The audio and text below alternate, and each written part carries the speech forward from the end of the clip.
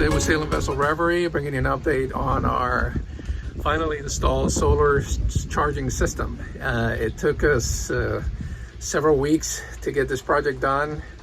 Everything from trying to get a tray to changing the structure of our Bimini frame so we can reuse it, to trying to run all the wiring through. It was pretty interesting. So I'm going to show you, it's going to be a compilation of the different clips that we took over the course of getting the project done. And I'm going to show you a diagram of our electric setup, our solar setup. And hopefully, there's information there or details that you were looking for to help you with your project.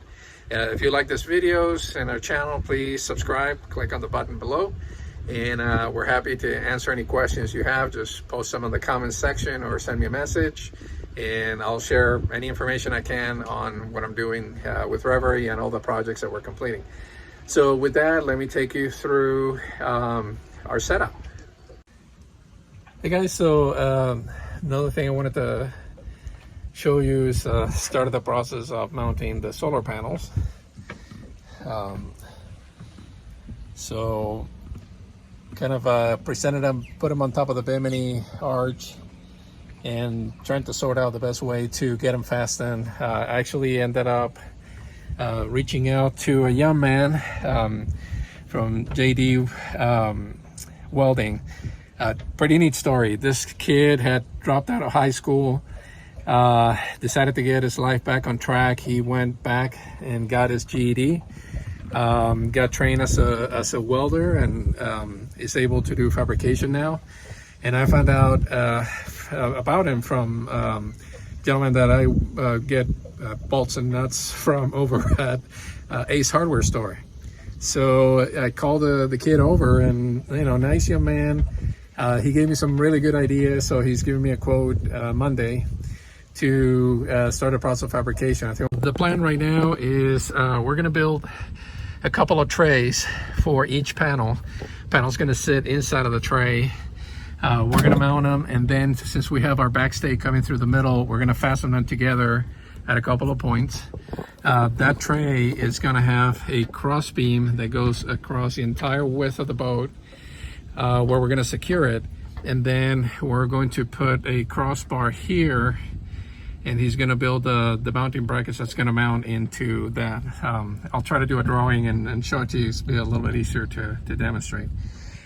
And then this third arch, which we're not going to use for anything, what he suggested is that we cut it, put it in similar to this one, and bracket it to the frame here. So we have forward support, and then we have back support on the back side of the frame. So that's going to be pretty cool. I'm really looking forward to getting these panels mounted. I have everything we need to get solar going, plus the panels definitely better shade over all the other stuff I was rigging. So looking forward to getting that done. All right, gang, it's the November, what's today? 3rd, 16, Tuesday. And Tristen came over, and I remember I talked to you about him, and helped me put together my shady frame here that you're looking at. That's our new solar panel bracket and holder. So this came out actually really good. Let me show you this.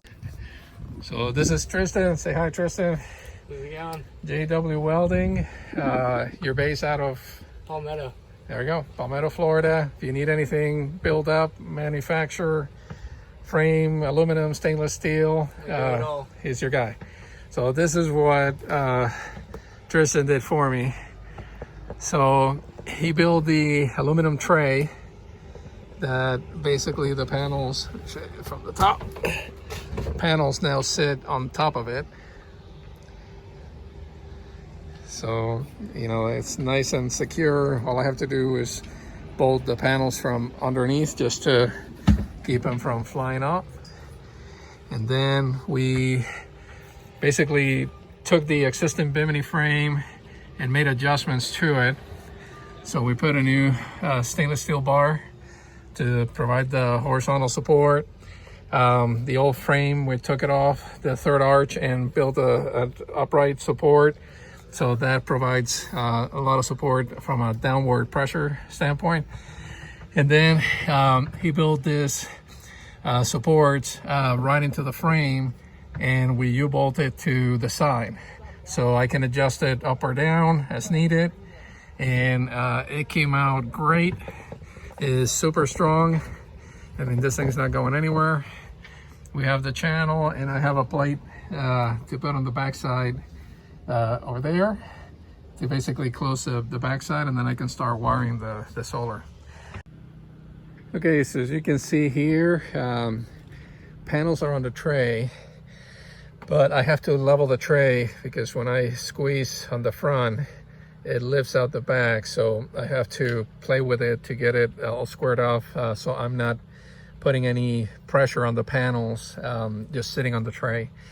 So I'm gonna put a couple of screws, and as I'm doing that, I'm going to re-level the tray using the two supports underneath here.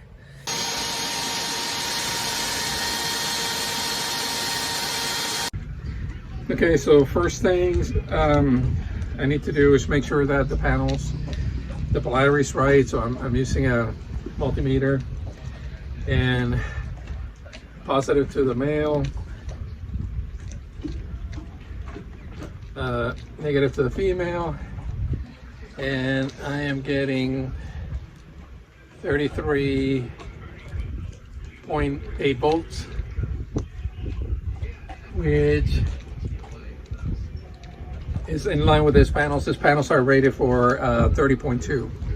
So I'm getting what I need, and it's in a positive number, which means that the polarity is correct. If the number was negative, it means that the terminals are switched. And on this side, I'm getting 34.31 volts. So the panels are putting out probably more power than what it says on the label, but that should be fine. These terminals are broken, so I'm going to put new terminals on the cables coming out of the panels. Okay guys, so I'm getting ready to start doing the wire run for the solar. So one thing I did is I bought a set of cables that have one end already set up with the terminals, and the other end is open.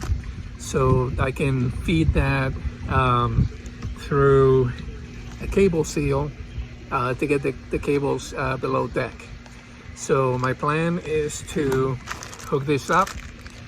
Actually, I have two rolls. These are 20-foot rolls, which will be plenty for the whole project. So for this job, I have wire cutters to splice. I have the different sizes just to make my job easier.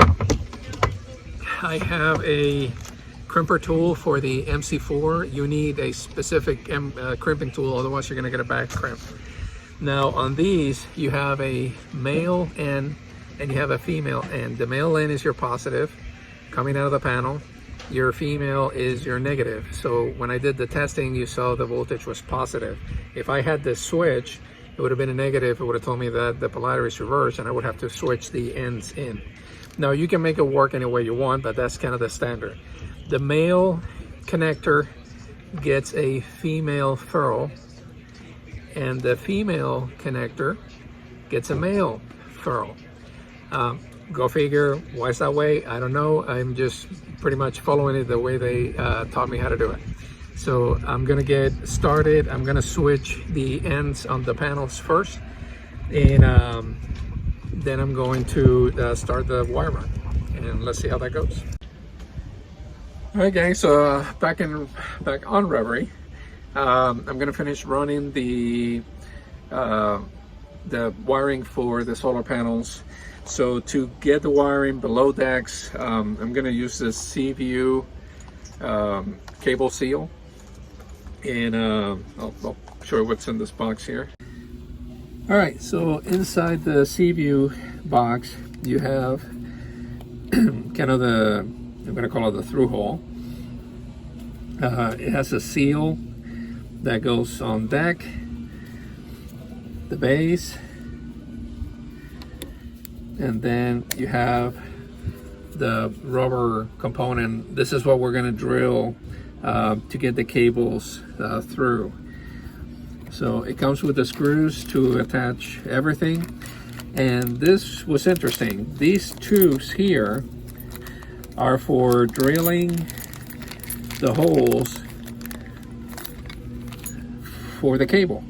So you basically are going to put this on your drill, and this is what you're going to use to drill through to make the size of the hole. Now you can use a regular drill bit, but this you can do here. For example, this table, if you're going to use a drill bit, they're saying that you should mount this whole thing in place and secure it so the rubber doesn't move when you're drilling. And it has a kind of a nice set of instructions, show you the tools that you need, and you know how to measure to pick up the right cable. But you can see here how they're using the little tube here to do the drilling on the rubber. So I'm gonna give that a try and see how that comes out. Okay, so the base is now secure. I pre-drilled the holes for the screws and put butyl tape in there to create a seal. So now what I need to do is drill through the holes on the rubber to get through the fiberglass below, and then I'll be able to feed all the cables below decks. And I need to make sure I label them so I know which one is panel 1 and panel 2. So let me get working on that. And that's the end product up above deck. So we're ready to set up our equipment down below. All right, so here's the end product. You can see now the arch, the panels are secure inside of the trays. We have the wiring running on the back, along the back arch and along the side, and everything is strapped in and coming into the through hole going below decks.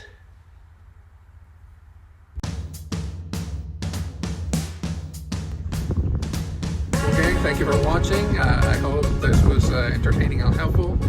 And if you have any questions, please feel free to post them on the comments below or to send me a message. And please remember to subscribe. Thank you so much for watching, and we'll see you on the next channel.